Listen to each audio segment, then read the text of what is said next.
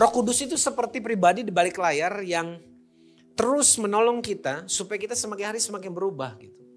Dan suara dia gak akan pernah berhenti. Kalau kita bertanya hari ini, Roh Kudus masih berbicara gak? Pertanyaannya bukan itu. Salah pertanyaannya. Pertanyaannya gini, kamu masih dengar gak? Dia akan selalu bicara.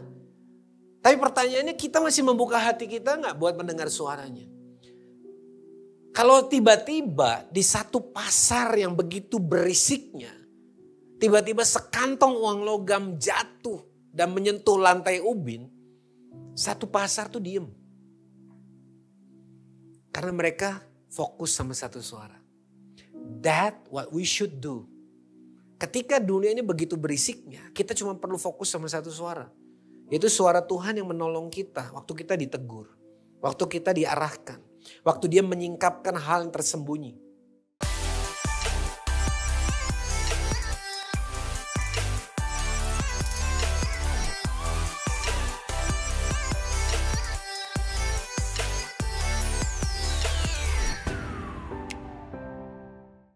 Shalom.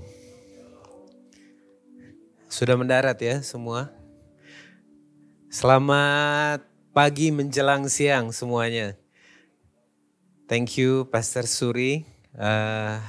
Hari ini saya dengar Pastor Dieter sedang melayani nun jauh di sana ya. Di Taman Mini. Terakhir saya ke Taman Mini kayaknya waktu mungkin udah 10 tahun yang lalu kayaknya. Alright, berapa banyak Bapak Saudara yang percaya Tuhan itu baik? Gak meyakinkan sama sekali ya. God is good all the time and all the time God is good. Dan saya percaya kalau kita ada di ruangan ini ya, Anda ingat di Alkitab dicatat. Dan pada hari itu ketika murid-murid berkumpul di loteng ya, saya gak tahu lantai 3 atau lantai berapa ya. Tapi yang jelas mereka menanti di sana tanpa tahu kapan waktu persisnya datang. But they were waiting faithfully. Apa yang Tuhan janjikan sebagai hari di mana Tuhan gak akan meninggalkan mereka sebagai yatim piatu. Dan hal yang menarik tentang Tuhan kita adalah ketika dia berjanji, ya, dia pasti selalu menepati. Dan kita bersyukur karena Roh Kudus yang sama yang hari itu tercurah buat murid-murid, hari ini tercurah juga buat setiap kita. Ya, coba lihat kiri kanannya, katakan begini dengan lembut tapi tegas. You know, the Holy Spirit is within you. Ya, Roh Kudus ada di dalam kamu. Ya, lalu lanjutkan, lihat lagi. Sekalipun kadang-kadang saya sendiri lihat kamu gak yakin. But you have to remember this, that God is in you. Ya, kadang-kadang kalau kita lihat ke cermin, kita kadang-kadang suka berpikir, apakah benar adanya bahwa di balik wajah yang terlihat di cermin ini ada Holy Spirit yang begitu kudus, begitu powerful, begitu luar biasa, begitu indah ada di dalam kehidupannya. Tapi saudara, kita harus percaya bahwa Tuhan bilang Roh Kudus itu matra yang dia beri. Bahwa setiap orang yang percaya kepadanya, mengakui Yesus adalah Tuhan dan Juru Selamat, Roh Kudus diberikan kepadanya.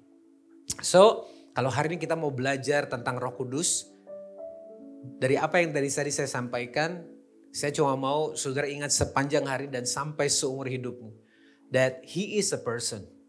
Dia adalah pribadi, dia bukan satu tokoh atau sekedar sesuatu gitu ya. Atau kalau kata anak-anak zaman sekarang, the universe gitu ya. But you have to remember that he is a person. Dan karena dia pribadi, dia merindukan sebuah hubungan. Ya, hubungan yang real, hubungan seperti sebagaimana kita mengharapkan kita juga punya hubungan dengan seorang yang dekat. Jadi hari ini sebabnya kita akan belajar supaya bersama Roh Kudus, disitulah kita akan berubah dan berbuah. Katakan bersama-sama, berubah dan berbuah. Bukankah itu visi yang paling sederhana yang Tuhan kasih buat hidup kita, bahwa saudara dikasih Tuhan? Bahwa kita diubahkan Tuhan. But then gak berhenti sampai di sana. Apa perubahan itu tujuannya? Supaya akhirnya kita berbuah. Karena Tuhan bilang dari buahnya lah kamu mengenal mereka. So Hari ini kita mau belajar dan kita mau sama-sama mengalami transformasi bersama dengan Roh Kudus. Yohanes 14 ayat 16 sampai 17 adalah kalimat yang tadi saya sampaikan. Yesus bilang, aku akan minta kepada Bapa dan ia akan memberikan kepadamu seorang penolong yang lain. Supaya menyertai kamu selama-lamanya, yaitu roh kebenaran. Menarik sekali, Yesus harus naik ke surga supaya Roh Kudus kemudian diutus. Karena kalau Yesus tidak pernah naik ke surga, sekalipun dia mati dan bangkit, maka orang akan bergantung dengan cara yang salah kepada Yesus. Bergantung dengan cara yang salah artinya apa? Kalau ada apa-apa, Yesus yang disuruh maju. Karena ada Yesus.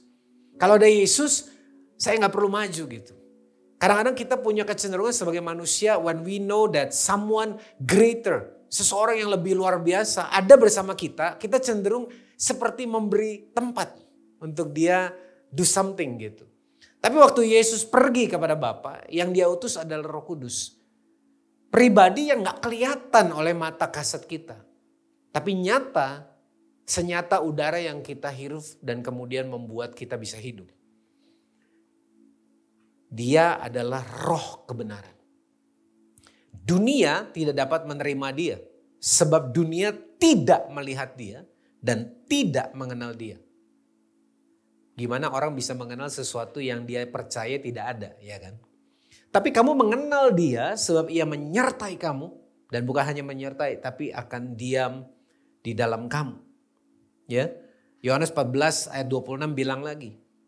Dia juga penghibur yang diutus oleh Bapa dalam namaku. Dialah yang akan mengajarkan segala sesuatu kepadamu. Dan mengingatkan kamu. Tuhan tahu kita ini gampang lupa. Kemarin tobat, hari ini kumat gitu. Dan akan mengingatkan kamu akan semua, bukan sebagian, semua yang telah kukatakan kepadamu. Hari ini saya berdoa di dalam nama Yesus, hati kita terbuka, pikiran kita terbuka, mata kita dicelikan. Kita bukan hanya mengerti, tapi kemudian kita akan hidup seturut dengan kehendaknya. Berjalan bersama Roh Kudus dan kita akan melihat perubahan, buah-buah yang dahsyat lahir dari tempat ini. Amin. Di dalam nama Yesus. Amin. Alright, suasananya masih begitu teduh dan syahdu ya. Saya beritahu sedingin apapun, Bapak Ibu duduk di sana, percayalah di sini lebih dingin. Ya, itu sebabnya tadi saya pikir saya mau pakai kaosan dong, tapi saya kemudian ingat sepertinya ada sebuah momen yang saya tidak lupakan ketika saya khotbah di Rumah Harmoni gitu. Ada kedinginan yang begitu luar biasa, jadi saya putuskan I better bring my jacket on gitu kan. Banyak orang percaya ya hari ini hidup sebagai orang percaya. Namanya Kristen banget ya, Immanuel ya kan. Begitu. Anda tahu apa arti Immanuel? Iya. Tapi Allah tidak bisa menyertai perbuatan jahat masalahnya. Ya kan. Kemudian dia dalam Alkitab tercatat gitu kan. Thus far the Lord has helped us. Bahasa lainnya. Ebenezer. But the Lord will only help you as long as you are living according to His will, ya kan? Jadi jangan bertanya, why this is happening to me gitu. Kadang-kadang kita yang lempar granat ke diri kita sendiri. Orang Kristen tapi hidupnya nggak berkemenangan. Saya nggak bilang bahwa kita ini nggak akan terus ngalami struggle. Ya saya percaya sampai kapanpun kita akan terus ngalami struggle. Paulus yang begitu powerful aja sampai bilang, aku sudah minta sama Tuhan berkali-kali. Tapi Tuhan bilang dalam kelemahanlah kuasaku sempurna. Artinya dalam hidup ini kita memang wajar dan harus bahkan merasa lemah. Dan kadang-kadang bahkan dalam momen tertentu lemah banget. Sampai-sampai kita berasanya kayaknya aku gak akan survive. Karena memang itu spiritual gitu. Tapi saya percaya juga bahwa ada banyak dari kita ya di luar yang tadi. Kita sebenarnya bukan gak mau berubah gitu. Tapi karena kita mau berusaha berubah dengan kekuatan kita sendiri. Nah that will be a problem. Itu seperti anak kecil yang mau belajar naik sepeda sendiri, jatuh berkali-kali. Dan bertanya-tanya kenapa dia gak bisa naik sepeda gitu. Saya ingat sekali waktu saya SMA, saya melakukan sebuah tindakan bodoh yang saya rasa mungkin pernah dilakukan at least oleh seorang pria sekali dalam seumur hidupnya. Saya waktu itu saya belum kenal Tuhan, ini disclaimer dulu ya. Jadi supaya kalau ada cara-cara atau metode-metode yang kayaknya kurang alkitabiah, memang belum kenal Tuhan waktu itu ya. Saya punya seorang sahabat dekat ya, cowok juga gitu kan, dari TK kami berteman gitu ya. Saya cerita semua ke dia gitu kan, termasuk cewek yang saya suka gitu. Walaupun akhir tuh cewek diambil sama dia. Nah, ouch. Nah, di satu momen gitu ya, ketika abis pergi dari satu tempat, teman saya ini udah dikasih mobil gitu mobil biasa gitu sama orang tuanya. Terus saya sosokan gitu. I thought driving is very easy. Apa sih susahnya kan nyalain kunci mobil, injek-injek gitu kan masuk-masuk gitu. Kelihatannya very easy. Dan saya coba nyalain gitu, sok-sok mau kelihatan keren gitu. Karena cewek itu ada di situ gitu. Dan hasil mobil itu terbatuk-batuk 2-3 kali ya. Karena saya gak ngerti ada yang namanya kopling. Yang harus ditekan ya kan, terus kemudian pelan-pelan dilepas dan gas masuk. Namanya juga bocah. Tapi berapa banyak dari kita yang hari ini menjalani kehidupan kekristenan kita pikir it's easy gitu. Kayaknya lihat orang-orang enak aja kok. Kalaupun dia jatuh dia bangun lagi gitu. Kayaknya aduh gak susah amat lah jadi orang Kristen yang radikal, yang luar biasa, yang berapi-api gitu. Lalu kita coba dengan semua upaya kita sendiri seperti saya tadi gitu. Trying to looks good gitu. Bahkan untuk proving ke Tuhan bahwa I'm worthy gitu. Tapi seperti kebodohan saya waktu SMA itu, kita akhirnya terbatuk-batuk karena kita hanya mencoba meniru apa yang terlihat. Tapi berapa banyak yang sadar bahwa kekristenan itu justru lebih banyak bicara tentang apa yang tidak terlihat. Ketika tadi Andre Hanusa bernyanyi di depan. Saya dari tadi mikir, ini reminiscing siapa ya? Bukan Tulus, bukan Glenn. Oh iya, saya bilang Andre Hanusa. Cuma bedanya Andre Hanusa lesung pipitnya lebih luar biasa ya. I know in my spirit gitu. Dia bukan cuman kehabisan ide lagu lain dan dia ngulang kunyanyi haleluya berkali-kali gitu. Tapi I feel in my spirit bahwa dia sungguh gitu merasakan dan menyadari Tuhan itu hadir. Dan most of the time apa yang kita lihat di panggung ini itu dibangun, itu di dalam kamar, di mobil, di momen-momen yang gak ada orang lihat. Makanya saya cuma pengen hari ini kita belajar mengenali pribadi yang mungkin tidak terlihat. Tapi dialah the source of everything that we can do. Dia sumber dari segala sesuatu yang bisa kita sebut penopang, pendukung, dan hal-hal lain yang kita mau belajar sepanjang hari ini. So saya cuma berharap saudara sekali lagi, saudara realize that you have one person in your life. Dan artinya kamu tidak akan pernah bisa, bukan merasa ya, tidak akan pernah bisa untuk berjalan sendiri. Karena Roh Kudus menyertai kita.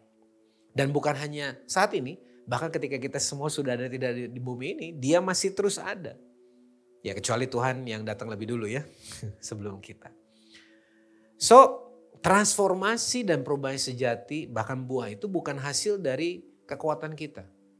Tetapi dari sebuah relasi yang nyata, yang real, dengan Roh Kudus yang hidup. Poin pertama yang saya ingin bagi buat kita semua adalah, tadi seperti kita baca, dia adalah penolong dalam kelemahan. Saudara, kita sudah sering bahas ini, yang namanya penolong itu pasti biasanya lebih kuat daripada yang ditolong, itu jelas, ya kan? So artinya kalau kita merasa lemah di hadapan Tuhan, itu sangat wajar dan harus. Roma 8 ayat 26, firman Tuhan berkata gini, demikian juga Roh membantu kita dalam kelemahan kita. And listen to this, sebab kita tidak tahu bagaimana sebenarnya harus berdoa.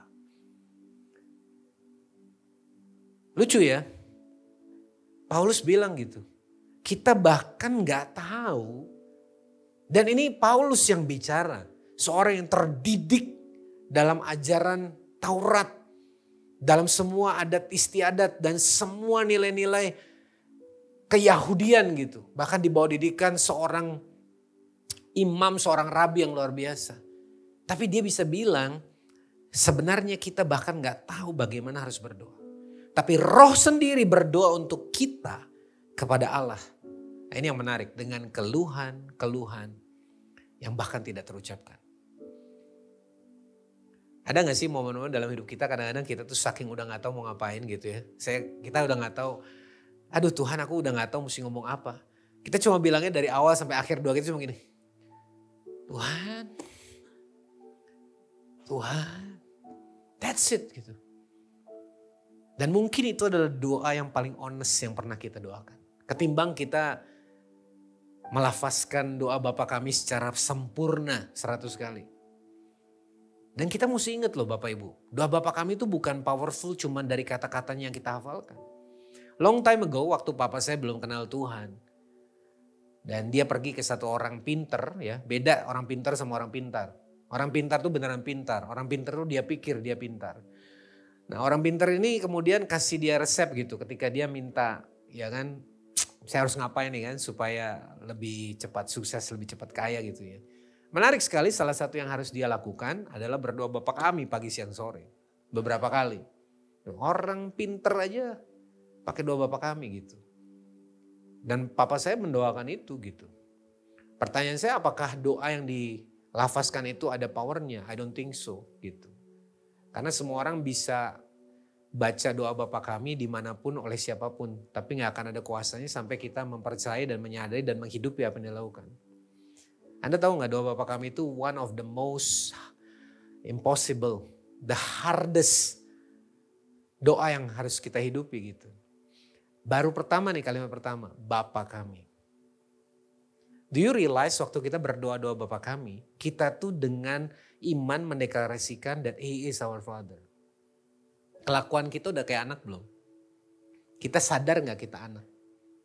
Anak tuh gak perlu membuktikan diri bahwa dia anak bapaknya. Otomatis dia akan mirip. Saya punya anak paling kecil umur 11 tahun. Itu plek-ketiplek 1000%. Itu Bambang Junior dari tampilannya. Dan gak akan ada orang yang tiba-tiba lihat anak ini namanya Daniel gitu kan. Daniel, heran sekali ya kok kamu bisa mirip sama papa. Gak akan ada yang ngomong begitu, benar gak? Yang ngomong gitu yang perlu dipertanyakan gitu, kewarasannya. Kenapa dia begitu mirip? Karena dia anak saya. Dan bahkan dia gak berusaha tiap pagi dia berdoa dalam nama Yesus aku mau mirip seperti papa. Gak perlu. Karena dia datang dari benih papanya, dia jadi seperti papanya. So waktu kita berdoa Bapa kami, baru 2 kata itu aja. Kalau kita tidak menjalani hidup kita dengan identitas yang kita carry sebagai son and daughter of God himself, doa itu udah gak ada artinya. Ini kalau saya bahas doa Bapa kami kita gak pulang-pulang nih. Dan seterusnya loh. Apalagi kalau sampai di kalimat ampunilah. Wah itu paling serem itu. Ya kan? Ampunilah apa katanya? Kesalahan kami. Gak titik bro. Apa lanjutannya? So if you don't forgive others, sama aja kamu mau bilang sama Tuhan gini, Tuhan ampuni aku seperti aku gak ampuni orang-orang. Iya kan? Bener gak sih? So kalau kita ngampuni susah banget hitung-hitungan dan kita nunggu orang itu berubah, kita berdoa sama Tuhan gini, Tuhan ampuni aku kalau aku sudah berubah. Makanya jangan dibahas hari ini. That's another topic for another day. Tapi poinnya adalah sekali lagi kita bahkan gak bisa berdoa kalau bukan karena Roh Kudus yang tuntun kita. Karena akhirnya doa cuman kayak seperti orang Farisi ahli Taurat yang memukul-mukul dadanya katanya harus berdoa bilang Tuhan terima kasih agar aku gak seperti pemungut cukai ini. Gitu kan. Yang berdosa yang begini.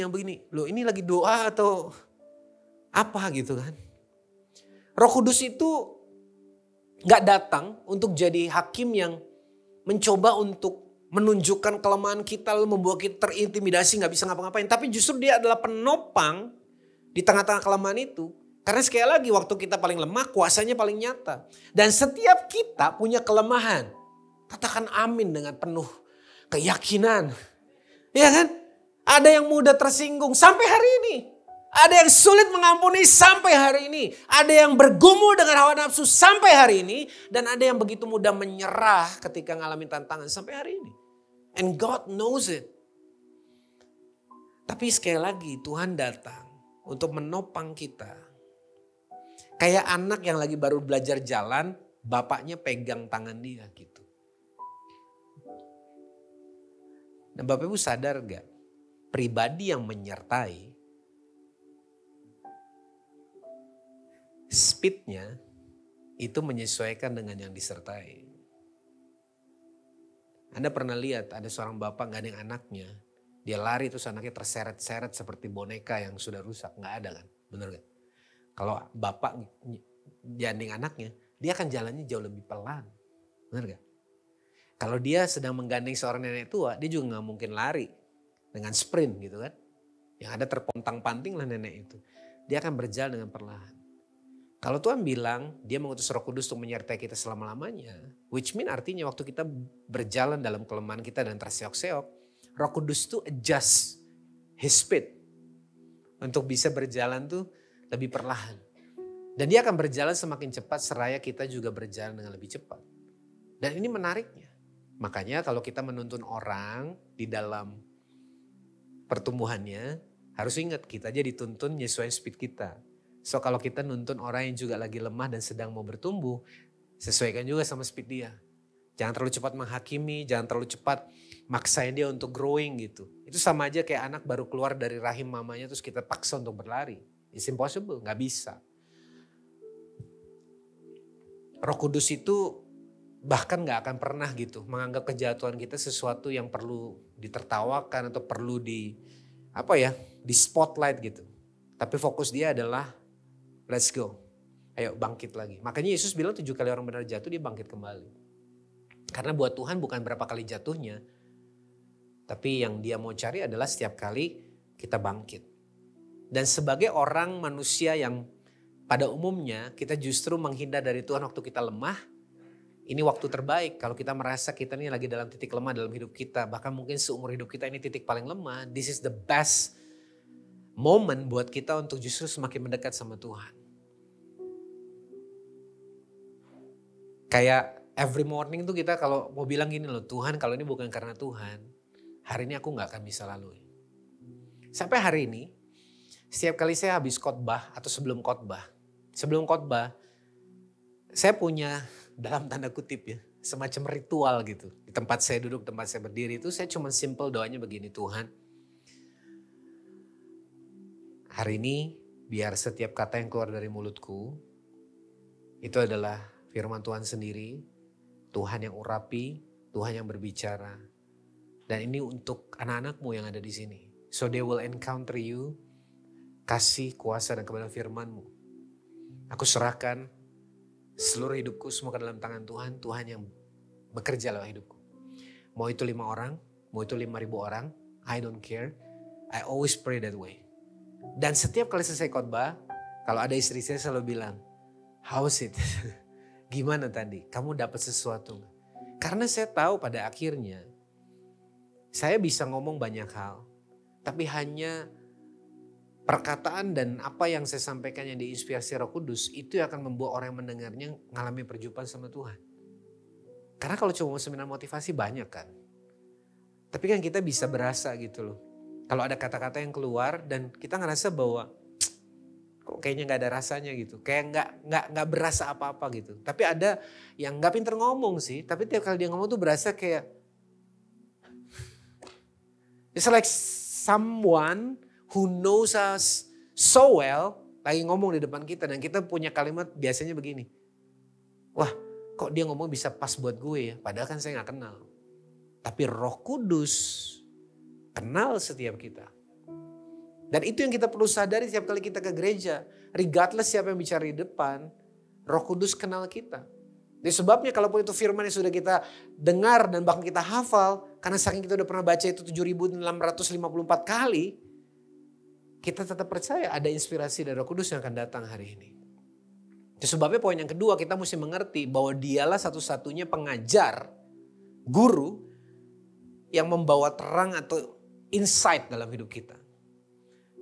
Anda boleh punya Alkitab 1000 dibagikan ke semua orang. Tapi hanya ketika orang yang membacanya berkata begini dalam hatinya. Tuhan tolong. Atau dia bahkan kalau dia gak kenal itu siapa tahu dia bilang ini. I want to understand. Aku mau memahami ini tentang apa. Baru dia akan dapetin. Kalau enggak, itu cuma jadi untayan kata-kata yang orang gak bisa pahami gitu. Apa sih maksudnya ini semua? Gitu. Kita tuh baca firman, gak punya pemahaman apapun kecuali diinspirasi oleh Roh Kudus. Itu cuma akan jadi kata-kata yang mungkin terlihat seperti kata-kata mutiara, mungkin terlihat sebagai kata-kata bijaksana, but we don't really get apa sih sebenarnya. Makanya sekali lagi Tuhan bilang, Dia yang akan mengajarkan segala sesuatu. Artinya gak ada satu bagian kecil pun yang kita bisa belajar kalau bukan karena Dia yang mengajarkan.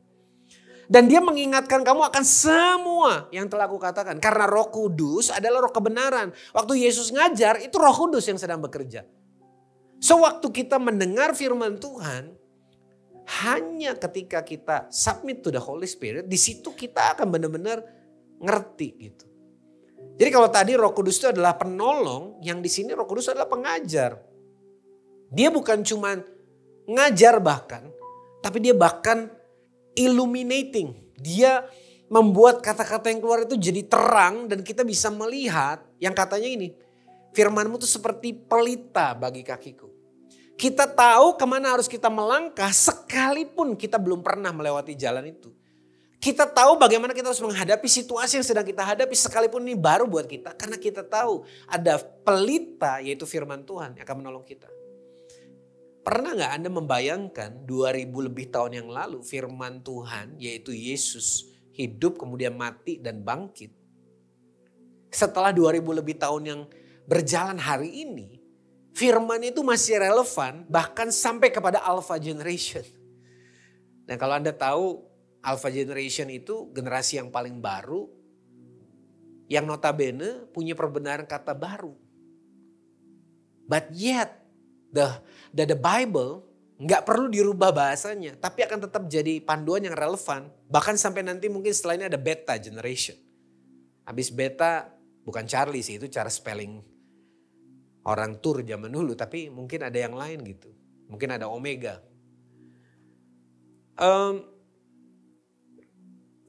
Bro, banyak yang sadar kita tuh hidup di era dimana it's a very noisy world.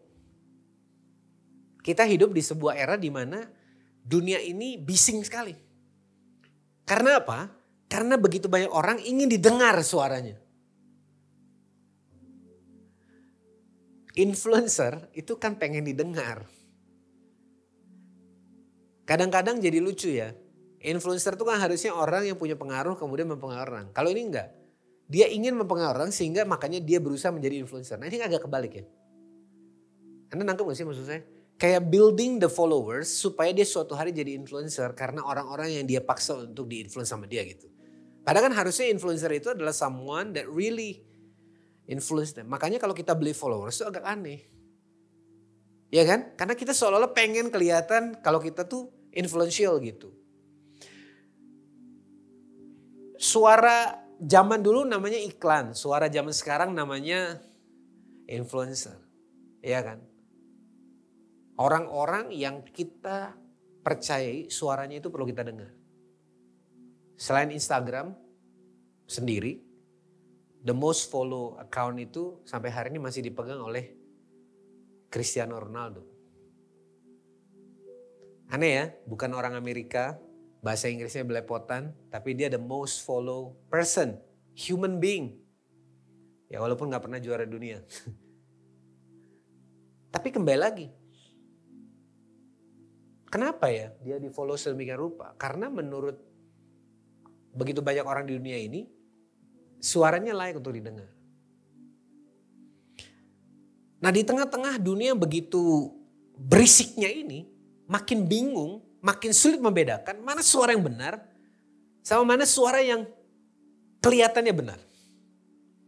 Berapa banyak kita sering mendengar kalimat-kalimat motivasi, bahkan di Instagram hari ini, bahkan kadang-kadang diucapkan oleh orang-orang yang klaim dirinya Kristen, bilang gini, you know, don't be afraid. Just follow your heart. Kelihatannya rohani ya, benar gak? Tapi gak pernah ada kalimat di dalam firman Tuhan yang bilang follow your heart. Dan Tuhan bilang, aku mengirim Roh Kudus yang akan mengajarkan kamu. Hati kita belum tentu suaranya Roh Kudus. Ada daging di sana yang berbicara. Ada suara keinginan kita, ada ambisi kita. Jadi harusnya bukan follow your heart, but follow his voice. Lalu sekarang kan muncul ya istilah-istilah gitu kan. Oh, we are going to enter September. Aku manifestasikan September ini akan jadi the most fruitful month of my life. Akan jadi bulan yang begitu luar biasa di mana aku akan diberkati. Aku mengundang semua berkat-berkat dari alam semesta ini untuk datang di dalam nama Yesus. Saya kadang-kadang mikir gitu ya, nggak ada gitu. Pengajaran firman Tuhan Paulus atau Yesus pernah ngajarin begitu kan. Apapun juga yang kamu minta di dalam namaku. Ya kan? Jangan ikut-ikutan pakai universe lah. Just call him by his name, Jesus gitu. Dan yang kedua, dia bukan jin yang kita gosok lalu tugasnya untuk memenuhi kita gitu. When we want something, just imagine. Terus bayangkan. Buat dia mendekat sama kita and it will happen. Nggak gitulah. Dia bukan tuyul. Tuhan, I surrender my life to you. Bukan kehendakku, tapi kehendakmu. Totally opposite, berlawanan sama sekali. Tapi kok ya kita bisa percaya kalau itu dari Tuhan. Dan bilang dalam nama Yesus kan bingung. Tapi kan dalam nama Yesus ya sama aja kita melanggar lampu lalu lintas. Kita bilang butakan mata polisi itu dalam nama Yesus. Nggak buta dia. Because we are asking something yang breaking the law. Kalau kita punya Roh Kudus tuh kayak GPS rohani. Tapi kita mesti masukin ada dua yang penting. Di mana kita berada dan kemana kita mau pergi. Kalau enggak GPS-nya nggak bisa tunjukin. Dan yang kedua, kita mesti follow exactly apa yang dia mau. Jangan ngerasa lebih pintar daripada GPS. Ya kadang-kadang kita kan kalau melalui jalan yang sama kita suka ngerasa gini. Enggak, biasa saya lurus nih, kenapa sih suruh belok kanan? Ternyata pas lurus ada truk hebel lagi ganti ban. So doa kita harusnya gini, Roh Kudus open my eyes. Supaya aku bukan cuma tahu, tapi aku mengerti dan kemudian menghidupinya. Yang ketiga, dia adalah the transformers yang mengubahkan kita supaya kita semakin serupa Kristus. Gak ada yang lain. Cuma Kristus saja role model kita. Gak perlu coba jadi seperti siapapun kecuali Kristus. 2 Korintus 3, 17-18. Tuhan adalah roh. Dan di mana ada roh Allah, di situ ada kemerdekaan. Dan kita semua mencerminkan kemuliaan Tuhan dengan muka yang tidak berselubung. Karena kemuliaan itu datangnya dari Tuhan adalah roh, maka kita diubah menjadi serupa dengan gambarnya dalam kemuliaan yang semakin besar. Goal kita yang menjadi goal Roh Kudus juga adalah menjadikan kita nih orang-orang yang tadinya begitu serupa dengan dunia, semakin serupa dengan Kristus.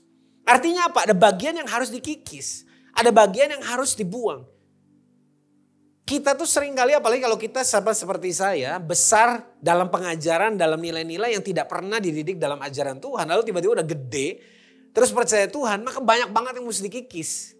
Ibaratnya patung udah terlanjur jadi, perlu diperbaiki supaya dia jadi seperti yang sebagaimana seharusnya. Bahkan kadang-kadang bukan cuma dikikis, kadang-kadang mesti diremukkan, dicampur lagi sama air, terus dibuat lagi adonan baru supaya benar-benar jadi seperti yang desain aslinya. Karena ternyata dalam perjalanan kita, sang penjunan digantikan tempatnya oleh penjunan dunia yang kemudian mencoba membuat kita jadi desain seperti dunia. Makanya buat kita yang kenal Tuhannya agak belakangan, memang it's a tough life. Karena banyak hal yang perlu diperbaiki gitu loh. Banyak hal yang perlu diganti. Ingat, ini saya mau kasih satu kalimat yang sangat penting sekali.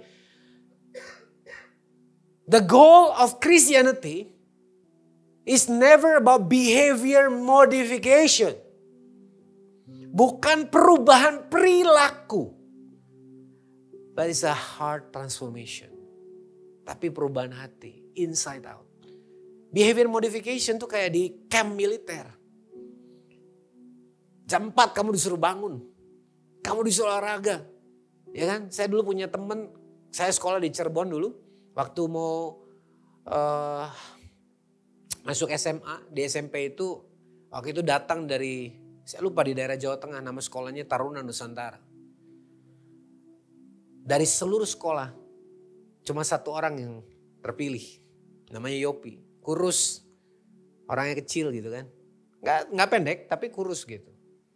Setahun berlalu dia datang, pulang. Wah, sudah build up. Ya macam-macam suri beginilah. Ya, maksudnya udah kelihatan gitu, buff. Iya iyalah. Dari pagi sampai sore isinya campnya namanya Taruna Nusantara. Udah sampai militer. Tapi bayangkan orang-orang di camp militer ini selama katakanlah setahun. Gimana gak berubah?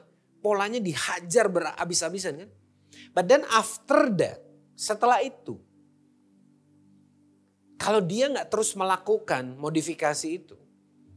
Dan tiba-tiba ada sebuah pressure lain yang lebih berat daripada pressure waktu dia di militer. Aslinya keluar lagi. Karena yang berubah bukan dari dalam keluar tapi dari luar ke dalam. Itu kayak orang yang kalau ada papanya taat, kalau enggak taat. Kalau ada guru gak nyontek, kalau nggak ada guru dia nyontek. Kalau ada polisi dia taat lalu lintas, kalau nggak ada polisi dia seenaknya. Itu namanya behavior modification. Dan kekristenan bukan tentang behavior modification. Ini bukan soal seberapa tinggi kita mengangkat tangan ketika nyanyi haleluya tadi. Apakah berarti kalau ngangkat tangan berarti dia kurang radikal? Kan enggak gitu loh. It's not about your behavior. Tapi ini soal hati kita yang Tuhan mau. Katanya dijaga dengan segala kewaspadaan. Makanya ada lagu rohani kan. Jagalah hati. Itu lagu rohani. Kita perlu ingatkan diri kita terus that we have to protect our heart. Karena dari sana memang benar kata Tuhan mengalir kehidupan. Kalau yang di dalam gak dirubah, maka akhirnya kita cuma jadi orang-orang yang kelihatannya Kristen. Tampilan luarnya berubah. Kelihatan lebih religius gitu. Lebih kalem, lebih tenang gitu. Tapi aslinya masih sama. Makanya proses yang tersembunyi itu justru seringkali lebih powerful gitu. Momen-momen dimana kita sendiri bersama Tuhan dan Tuhan tegur kita. Kita nangis karena Tuhan tahu betul. Karena gini loh yang bikin kita nangis tuh gini. Tuhan tahu kita tuh seberapa bobroknya. But yet he still love us. And he still believe kalau kita tuh bisa jadi lebih baik seperti yang dia mau. Itu yang bikin kita gak tahan gitu. After all these years of rebellious behavior dengan semua yang sudah saya kerjakan di luar Tuhan dan segala macam. Yet Tuhan tetap percaya saya bisa berubah, saya bisa jadi seperti Tuhan gitu. Dan itu kadang-kadang menyakitkan proses-proses yang gak terlihat itu. Ya kan? Proses-proses yang gak terlihat itu biasanya terjadi ketika banyak orang gak lihat. Tapi tiba-tiba saja hasilnya begitu nyata gitu. Roh Kudus itu seperti pribadi di balik layar yang terus menolong kita supaya kita semakin hari semakin berubah gitu. Dan suara dia gak akan pernah berhenti. Kalau kita bertanya hari ini Roh Kudus masih berbicara gak? Pertanyaannya bukan itu. Salah pertanyaannya. Pertanyaannya gini, kamu masih dengar gak? Dia akan selalu bicara. Tapi pertanyaannya kita masih membuka hati kita gak buat mendengar suaranya? Kalau tiba-tiba di satu pasar yang begitu berisiknya, tiba-tiba sekantong uang logam jatuh dan menyentuh lantai ubin, satu pasar tuh diem. Karena mereka fokus sama satu suara. That what we should do. Ketika dunia ini begitu berisiknya, kita cuma perlu fokus sama satu suara. Yaitu suara Tuhan yang menolong kita waktu kita ditegur. Waktu kita diarahkan. Waktu dia menyingkapkan hal yang tersembunyi. Karena dia gak pernah, istilahnya ngomong terlalu dibungkus-bungkus gitu. Dia akan ngomong apa adanya. Tapi memang dengan cara yang paling unik sehingga suami atau istri kita ngomong hal yang sama kita gak mau denger. Begitu Roh Kudus yang bicara kita langsung iya. Terus kita ngomong iya maafin aku ya. Tadi aku bilang aku lagi diem Tuhan bilang gini. Aku yang salah. Kan tadi aku juga ngomongnya begitu. Kan gitu kan. Tapi beda. Kalau istri sama suami yang ngomong kan bukan Roh Kudus yang ngomong gitu kadang-kadang. Because he knows us. Dia tahu betul gimana caranya untuk dealing sama kita. And the happiest news of all adalah poin yang keempat ini. Dia itu teman perjalanan kita seumur hidup. Dia gak pernah tinggalin kita gitu. Jikalau kita hidup oleh roh, baiklah hidup kita juga dipimpin oleh roh. Di dalam dia kamu juga karena kamu telah mendengar firman kebenaran yaitu Injil keselamatanmu. Di dalam dia kamu juga ketika kamu percaya, ini dia. Dimateraikan dengan Roh Kudus yang dijanjikannya itu. Dan Roh Kudus itu adalah jaminan bagian kita sampai kita memperoleh seluruhnya, yaitu penebusan yang menjadikan kita milik Allah untuk memuji kemuliaannya. Dia akan stick with us, terus menyertai proses transformasi kita dari awal sampai nanti kita ketemu Tuhan. Muka dengan muka. Roh Kudus itu our bestie. Kalau kata anak sekarang. Yang stick with us bukan cuma waktu lagi keadaan suka, tapi juga waktu keadaan duka. Dalam keadaan-keadaan bahkan ketika orang malas banget sama kita, dia tetap ada bersama kita. Dan bukan hanya di gereja tadi seperti dibilang. Kiranya kita ada dalam penyembahan yang begitu deep, begitu menyentuh hati kita bukan cuma di sini, tapi di dalam setiap momen gitu. Dan dalam setiap pembuatan keputusan, dalam setiap tantangan yang sedang kita hadapi, dalam setiap musim kehidupan yang berganti, waktu itu lagi di atas maupun di bawah, stick with him. Karena dia memang bukan cuma ada di gereja. Kalau ini cuma ada di gereja, dia gak beda jauh sama patung yang cuma kita taruh di depan altar.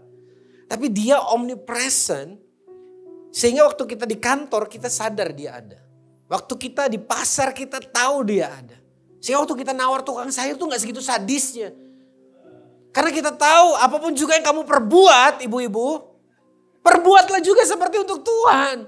Tukang sayur itu adalah ciptaan Tuhan itu juga. Ya kan waktu kita di counter terminal, berapa tuh kebanyakan? 1 atau 2 mungkin kebanyakan. Singa terbang itu, berapa banyak kita melihat the darkest side of human being gitu. Terlihat di sana. Gebrak meja, teriak-teriak gitu. Ya mereka punya kesalahan gitu. Tapi ya kan bukan berarti kita juga boleh seperti itu. Kadang-kadang yang jadi resepsionis, yang jadi customer service, yang jadi petugas yang di sana, dia juga gak punya pilihan. Ya kan kalau diterima sama burung terbang gitu kan, mungkin dia gak di situ. Namanya aja singa disuruh terbang gimana gitu kan. They have to change their name. Iya dong, bener gak? Dia harus berubah kayak eagle gitu misalkan gitu. Baru dia gak akan delay. In every moment gitu. Dalam musim-musim kehidupan kita, waktu kita lagi banyak duit, lagi banyak hal-hal yang berhasil, remember him. Tapi waktu dalam masa-masa sukar, remember him juga dong. Gitu. Karena dia tuh rekam perjalanan kita. Waktu kita membesarkan anak. One of the nobles calling gitu. Sebagai orang tua dari 3 orang anak, saya sangat mengerti gitu. Ketika orang banyak protes, banyak anak, banyak rezeki. Banyak anak, banyak problem. Tapi waktu banyak problem, akhirnya kita mendekat sama Tuhan. Waktu kita mendekat sama Tuhan, melimpahlah kasih karunia. Waktu melimpah kasih karunia, kita sadar bahwa we only living by His grace. Itu tema pernikahan kami, salah pilih waktu itu. Dan akhirnya dalam perjalanan kita akhirnya menyadari memang hidup kita ini anugerah Tuhan. Makanya kita di blessing. Tapi waktu kita didik anak, kemarin saya baru sharing di satu seminar untuk gereja ini buat orang tua dari anak-anak sekolah minggu gitu. Yang punya prinsip, saya percaya di sini gak ada ya. Di sana sini ada ya kan. Mereka datang ke gereja, bawa anak ke sekolah minggu dan berpikir bahwa silahkan ubahkan dia menjadi seperti Kristus. Dari mana gitu ceritanya? Tanggung jawab siapa ini gitu kan? Lu yang enak-enak kita yang disuruh tanggung jawab kan? Tugas tanggung jawab untuk membuat anak kenal Tuhan itu tidak lain tidak bukan adalah tugas papa mamanya, bukan cuma mamanya. Iya kan? Papa mamanya. Di handphone saya ini, di note saya tercatat dengan jelas every single date di mana ketiga anak kami itu terima Yesus. Grace anak kami yang pernah saya bawa ke sini tahun lalu. Itu lahir baru 2 Juli 2017, dibaptis 31 Desember 2022. Dan terima baptisan Roh Kudus di 29 Juni 2024. Penting banget gitu tanggalnya. Oh yeah, of course. Kenapa itu penting buat saya? Because it's very important for him. Karena saya ini cuma neninya yang Tuhan titipkan, anaknya. Supaya neni ini ngajarin anaknya untuk kenal dari mana dia datang dan kemana dia akan datang. Kembali. Samuel Lahir baru 6 November 2021, dibaptis 16 Juni 2024 dan terima baptisan Roh Kudus 19 April 2025. It's very important. Karena waktu kita ngerti we are here because of him and we will go home one day kepada dia juga. Segala sesuatu jadi tentang dia. Makanya penting untuk Roh Kudus menyertai kita selama-lamanya. Karena kalau enggak kita bisa salah jalan. Dan Daniel yang paling bungsu baru saja 21 Juli 2025 kemarin terima Yesus. It's not kewajiban, tapi itu harusnya jadi kewajaran. Karena Roh Kudus yang terus ingatkan, anak ini punyanya Tuhan. Dalam setiap kesempatan, Daniel itu entah udah berapa kali saya ajak doa terima Yesus, udah di videoin mamanya berkali-kali. Tapi baru kemarin itu dia benar-benar get the point gitu bahwa, oh iya, Tuhan udah tebus saya. Dan dia bilang dari mulut dia sendiri. So now what do you want to do? To give everything to God. Itu keluar dari mulut dia, anak 11 tahun yang kalau sehari-hari orang mikir, gila nih anak pecicilan banget gitu. But on that moment, saya tahu gitu. Diinspirasi oleh Roh Kudus dia ngomong kayak gitu. Dan itu terjadi kenapa? Karena kita ngomong dari sejak anak itu lahir. That God is first and foremost in our family. Dalam hidup kita, the Sutejas family itu punya 7 values. That's another topic for another day. Poin nomor satunya, God first. Jadi papa mama tuh gak sepenting Tuhan. Dan saya gak bicara soal aktivitasnya, tapi pribadi Tuhan. Itu yang membuat mereka suatu hari kalaupun jatuh gak bersama dengan kami, tapi dia tetap akan kembali kepada Tuhan lagi. Kembali kepada Tuhan lagi. Kenapa saya ngotot banget? Because I don't have that luxury. Saya tumbuh bukan bersama Tuhan. Walaupun saya tahu Tuhan menyertai saya. Anda sadar gak? Ini ada satu kalimat yang saya pengen Anda bawa pulang. Tuhan omnipresent, yes. Dia ada dimanapun dan dalam keadaan apapun juga. Saya mau tanya, di tengah-tengah gereja setan, Tuhan ada gak? Nah, bingung kan mau jawabnya kan? Kan gereja setan. Tapi kan dia omnipresent. Dia hadir. But the problem is, orang yang ada di sana didn't realize his presence. Saya mau tanya, Anda disertai Tuhan kapan? Waktu terima Yesus atau sebelumnya? Bingung lagi kan jawabnya. Aku sudah melihat engkau selagi engkau bakal anak bro, kata Tuhan. Artinya dia ada. Tahu gak bedanya orang percaya sama gak percaya itu cuma satu. The awareness that he is present. Kenapa orang di gereja ada yang kalau nyembah Tuhan baru juga satu bait. Udah ngangkat tangan sudah nangis-nangis. Ada yang sampai terakhir. Santai banget kayak gak merasa Tuhan tuh ada. The only difference adalah kesadarannya. That God is here. Ya kalau kita sadar Tuhan tuh ada. Maka segala sikap, mimik, hati kita itu akan totally different. Benar gak? Jadi Tuhan tuh gak pernah bisa disingkirkan kehadirannya. Kita gak perlu suruh-suruh dia datang. Dia sudah ada di sini. But only when every person realizing his presence. Dan kesadaran yang korporat itu yang akan menciptakan sebuah atmosfer yang luar biasa. Karena kayak semua orang tuh bersepakat. God, you are here. Itu aja bedanya. Dan pada akhirnya, Bapak Saudara dikasih Tuhan. Itu yang membuat kita pada akhirnya akan bisa berubah. Semua program, semua materi, semua apapun yang disampaikan di gereja ini semuanya baik. Tapi hanya ketika kita walking with Holy Spirit daily, setiap hari, setiap pribadi. Baru di situ kita akan ngeliat gitu. Hidup kita tuh akan diubahkan. Karena dia bukan cuma such a powerful being gitu. Tapi dia pribadi yang berjalan bersama kita. Dan dia gak pernah akan meninggalkan kita sendiri. Dia tahu kita butuh penolong. Dia tahu kita butuh pengajar. Dia tahu kita butuh transformer yang mengubahkan kita. Dan dia tahu yang paling utama. Kita gak boleh sendirian. So mulai hari ini invite him. Not just as a guest. Bukan cuma kayak tamu yang silakan masuk, silakan duduk minum teh gitu. No. But invite him and tell him. This is your house. This is all yours. Ini semua punyanya kamu Roh Kudus. Take over. Ambil alih. dan nyatakan apa yang jadi kehendak. Maka dari situ kita akan melihat perubahan dan buah itu jadi nyata dalam hidup kita.